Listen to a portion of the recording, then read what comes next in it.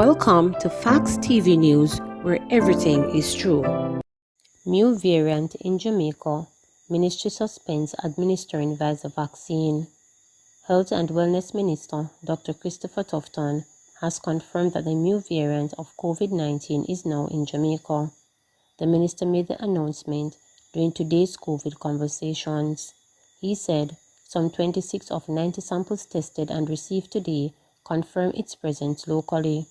Meanwhile, Dr. Tufton said he expects the arrival of at least one genome sequencing machine within the next 2 to 3 weeks. This, he said, will allow the country to test for variant strains without having to send samples to locations overseas. He also announced that after tomorrow, September 10, the ministry will suspend administering the first dose of the Pfizer vaccine. Dr. Tufton said this is to ensure that the inventory of Pfizer vaccines that remain will guarantee second doses. Garden Road reopening delayed. It's been 10 months since torrential rains caused a major breakaway of the Garden Town main road in St. Andrew. The road was closed, forcing residents of Mavis Bank and surrounding communities to an alternative route many miles longer. So residents were elated when Member of Parliament Juliet Hones gave this update earlier this week. And by Friday of this very week, all of the major works will be totally complete. If there are persons still in the area working, it will be minor works, just tidying up of the area in preparation to exit. However, on Wednesday, this tweet from the MP dashed those hopes. A new reopening date was not given. Land slippages and improper drainage of stormwaters from the road were blamed for the destruction last year. During her tour of the roadway earlier this week, Mrs. Holness suggested that the National Works Agency was closely monitoring the project, and so those issues would be a thing of the past. Because it gave them an opportunity to see exactly the volume of rainfall, how much is now coming off the hill, far more than we ever had in time gone by. And they have added to the design a major drain, have changed the slope of the road, have increased the culverts required to take water from the road to the river. So I'm confident that the work they have put in and the contractor will hold up. The MP acknowledges that the Garden Town Road is not the only road in the constituency that fails repeatedly with heavy rains. She listed several others, promising attention in due time.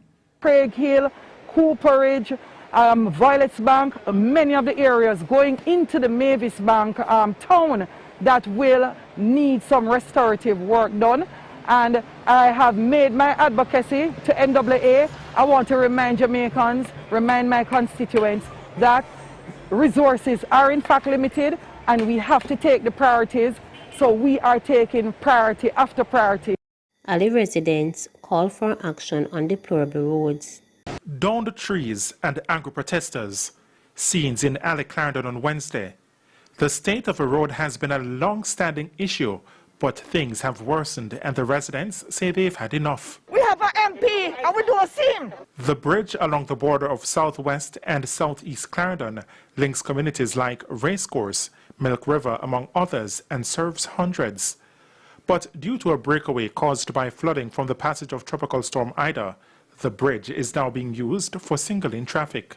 A disaster, you know. Member of Parliament for Southwest Clarendon, Lothan Cousins, visited the area. And I believe that it is full time now that the National Works Agency provide us with a long-term solution for this bridge.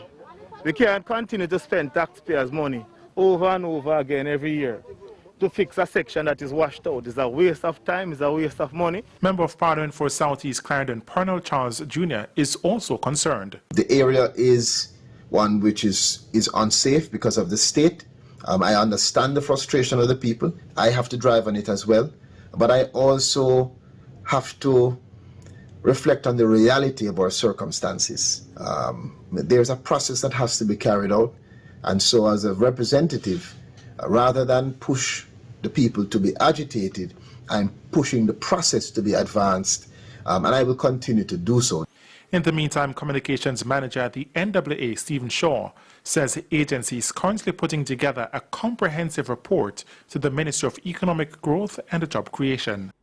In the interim, our intention is to do some work to make the corridor more trafficable are certainly safer for persons to use, recognizing that one section of a part of the slab was dislodged during the passage of the storm. This activity we expect will commence in a matter of mandatory vaccination coming. Holness weighs in on touchy subject. Prime Minister Andrew Holness has given the clearest signal yet that the government is eyeing the possibility of mandating COVID-19 vaccines for the population by declaring that the current health crisis will justify such a decision. Our constitution would require that there is a threat or there is a danger that would justify the abrogation or any interference with the rights of citizens, said Holness. And yes, I am of the view that the current health situation does give strong justification that we should give a directive for vaccination to be taken, he asserted. But while speaking during a vaccination tour in St. Andrew on Wednesday, Holness argued that before any decision could be taken about mandatory vaccination, several constitutional requirements would have to be met. He explained, our constitution and the spirit of our constitution and our laws also require us to have a period of public education where the citizen is engaged. In other words, we would have to demonstrate that we have gone through all remedies and that we have done everything else other than a mandate to get people to vaccinate, so that we are not just jumping over the rights of the people without them being properly informed as to why it is being done. In light of the constitutional requirement, the Prime Minister said his vaccination tours are being held to satisfy the legal hurdles should the government opt to go to the route of compulsory vaccination. So my being here moving around, driving around and talking to people is to ensure that I can show to the court of law or anybody who would be critical of any mandate or, as you would call it, mandatory or compulsory vaccination, we would be able to show that the government exhausted a program of public education, of explanation and of public information.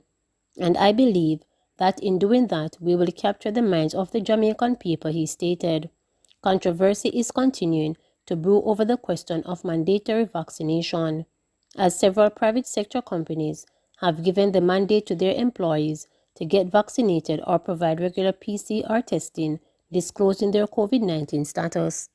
Meanwhile, Holness announced that his administration will soon give a definite position as to what the policy of the government as it relates to vaccination. What we have said definitely is that we are not at that point considering making vaccination compulsory, meaning that you have to take the vaccine in the same time that we have compulsory vaccination for children to attend school, he reiterated. However, despite his views on mandatory vaccinations, Holness suggested that vaccine hesitancy is not as high on the ground as it being indicated by individuals on social and traditional medias. If you listen to what is being said in the media and sometimes on social media, it can paint a picture of hopelessness, negativity, and that there is such wide-scale objection to COVID-19 vaccines. It's quite a different thing when you get on the ground and speak to people. The loudest voices don't always have the microphone, declared Andrew Holness. Opposition adamant that vaccination should not be mandatory.